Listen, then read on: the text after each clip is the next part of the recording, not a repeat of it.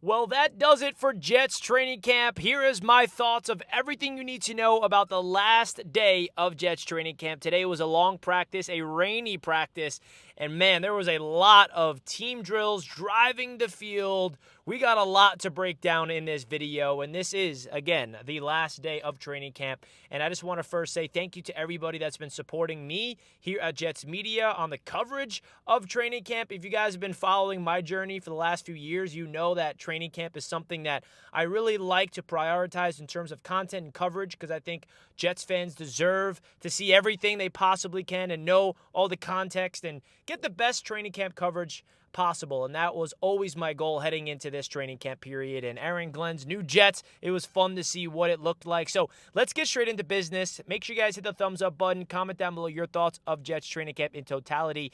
Now, today's practice was long and rainy, and it was all about just driving the field, team drills, 11 on 11, and there was a lot to break down, and I'm going to try to remember everything off the top of my head. I don't have any notes here, but if you guys want, I would recommend go to my Twitter account right now. If you don't have an X account, I recommend just going on there, typing in Jets Media, and looking at all of the play-by-plays that I have. I literally wrote out everything you need to know about all the plays, every single play with context, so make sure you guys go check it out on Twitter if you want a more in-depth breakdown in terms of what I saw at practice. So some injuries. I don't know if it's an injury or not, but I did notice Jamie Sherwood was not practicing today. Francisco Maogua, the linebacker, the rookie linebacker, Francisco from Miami, was replacing Sherwood today. Not sure where Sherwood is at. I did not hear anything about an injury to him. Sauce Gardner did not practice today at all.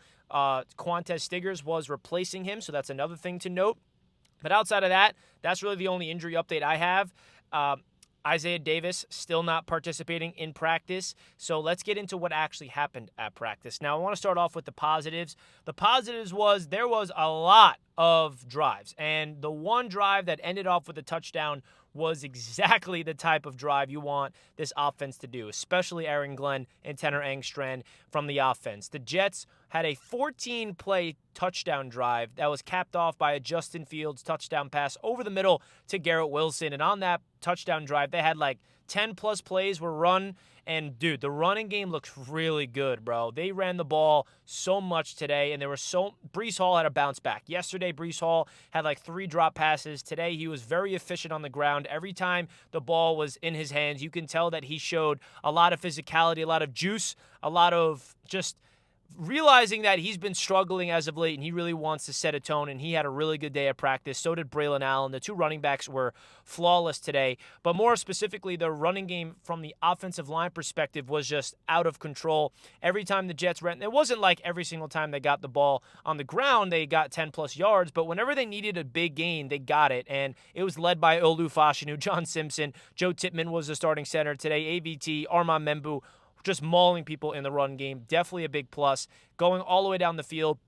And Justin Fields, he had a touchdown throw to Garrett Wilson, and then he had an interception to Brandon Stevens. The second interception I'm seeing some people talk about that was there at practice, I'm not going to count that as a second interception. The play, it was 3rd down in the red zone, and the pocket collapsed on Justin Fields, and he basically got sacked, and they don't bring him to the ground, so he just flicked it up in the end zone, and then it got picked off by Tony Adams. But the real interception he had was to Brandon Stevens. It was a throw down the left seam to Mason Taylor. You can tell that it was a really good anticipation throw from Justin Fields, but it sailed a little bit too high from Mason Taylor. Want to see Taylor put up a little more effort to go up and get it, but it was a really high ball. Really good play on the ball by Brandon Stevens, man. He looks really good. Brandon Stevens looks the part. He almost had another pick in practice, but it hit him in the chest, and he dropped it, and he did push-ups after. So if you want to get a plus on the defense, Brandon Stevens looked really, really good today.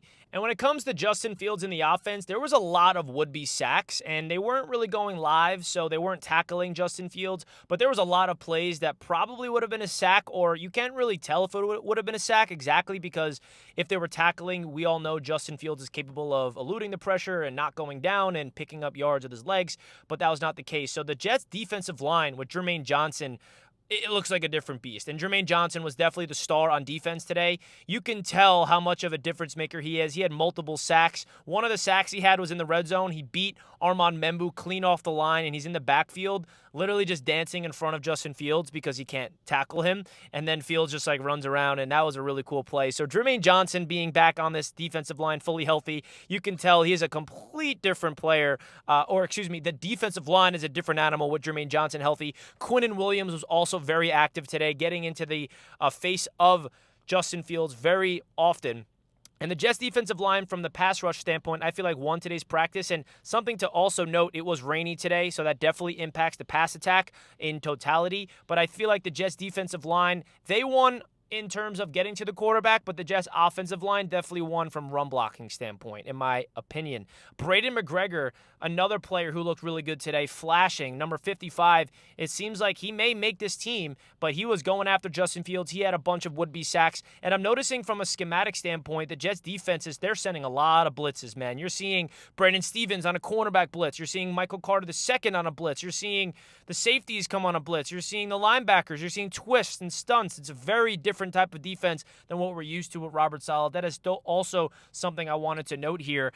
But another thing I wanted to note, the Jets are very much going to use read options. We saw Justin Fields run the ball a lot today. He had a design quarterback keeper. He had a read option. He had a triple option. He had RPOs. The Jets are going to be really creative in their utilization of Justin Fields' strengths, which is, of course, his ability to run the football of his own. And I know that the pass attack is a work in progress, and a lot of people are concerned over that. We saw the Jets are reportedly one of the teams looking into adding a veteran wide receiver in the trade market. We shall see if that actually happens or not. But the pass attack is definitely still a work in progress. I will say there were some penalties to Mason Taylor. He had offensive pass interference when he had a great catch, a twisting grab, went down to the ground. The whole Jets fan base was fired up, but then it got called back due to offensive pass interference. And also, I wanted to note this.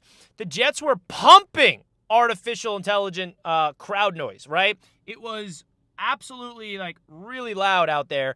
They were pumping through the speakers. On the touchdown drive, by the way, on that 14-yard touchdown drive, they had a loud crowd pumping up to the New York Jets to try to simulate a game setting, which was really fun to be in the crowd. I was next to the speaker. I'm like, okay, this is really loud. This is cool.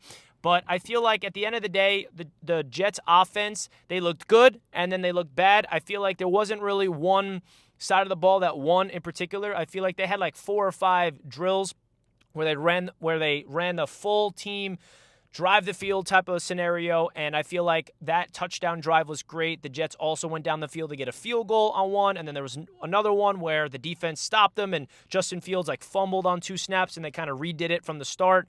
And I just feel like today was sloppy because of the weather as well. You saw people sliding and slipping. There was one rep where Quinnen Williams slid to the ground and he was on the floor, and I'm like, oh God, Quinnen, please be okay. He was completely fine, but that's just me getting nervous when I see a big player like Quinnen Williams hit the ground. John Simpson left practice with a stinger, but he came back into practice, which was good to see. This Jets offensive line is very, very important here.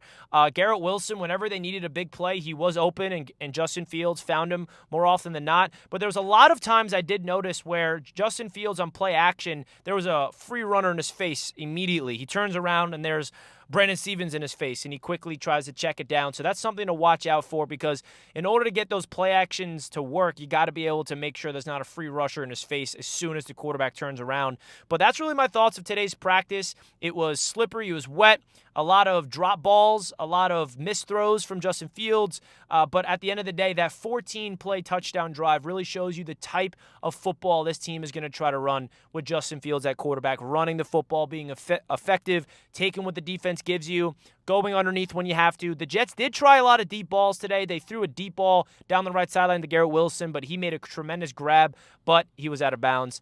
But at the end of the day, man, we shall see. The final day of Jets training camp is in the books. Let me know your thoughts in the comments. I tried to remember everything off the top of my head. There was so much that happened today, but if you want more of a detailed breakdown, go check out my tweets on X. And I think tomorrow I'm going to do a whole live stream kind of going over my tweets to kind of give you guys more context about what happened. But I got to get home because I got to get home to the AFC East Roundtable, which is at 6 p.m., and I'm going to hit traffic. So hopefully I can make the AFC East Roundtable. Jets fans, come represent Jets Nation tonight. Would love to have you guys there, but I got to go home to Long Island, and I'm not going to be able to edit this video, so just give me a raw video of me talking the whole time. So hope you guys enjoyed. Comment down below your thoughts, and let's go Jets. I appreciate all the support as always. Go Jets.